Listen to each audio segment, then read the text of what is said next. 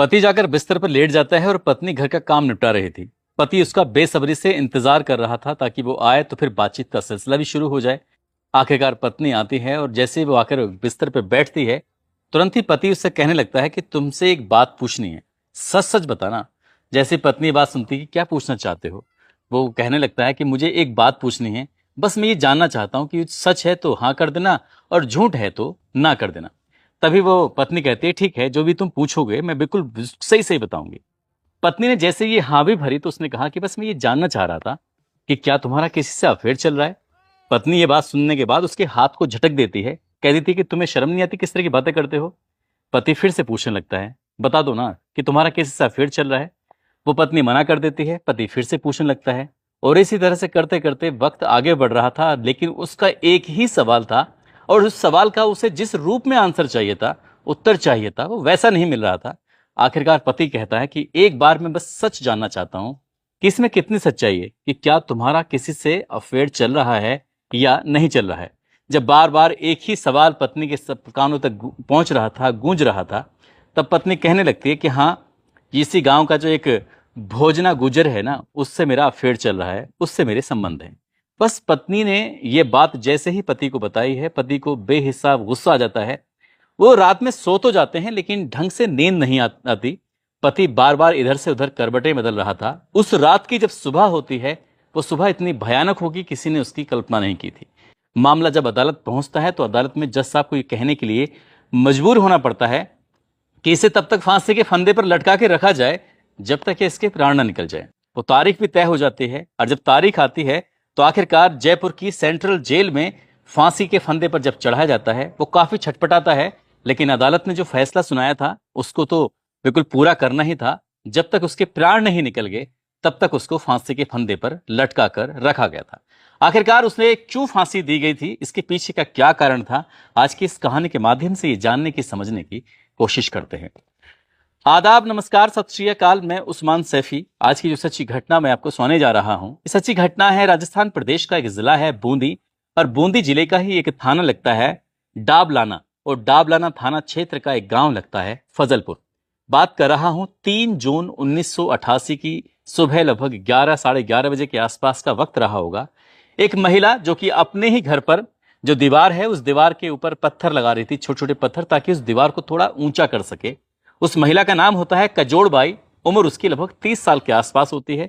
जैसे ही उस महिला ने पत्थर लगा रही थी, उसका पूरा का पूरा ध्यान वहीं पर था, यानी कि पत्थर लगाने में था। एक एक पत्थर उठा रही थी, लगा रही थी, और जैसे ही पत्थर लगाती थी उसके बाद फिर मिट्टी से उसको लीपना पोतना शुरू कर रही थी ताकि वो पत्थर ठीक से जम जाए।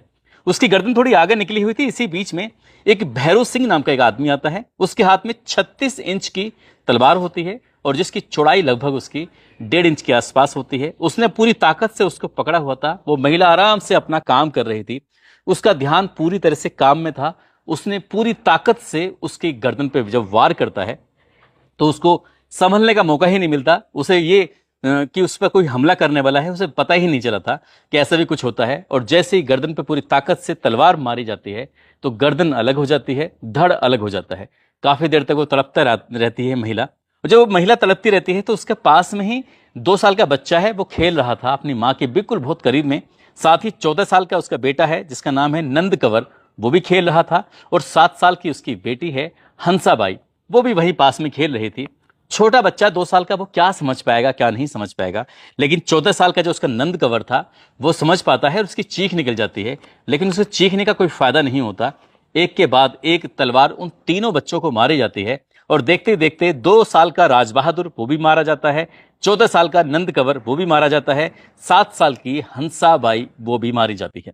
अब यहां से उसके हाथ में तलवार थी, उसके सर पर खून सवार था, एकदम भूत जैसी उसकी स्थिति हो रही थी।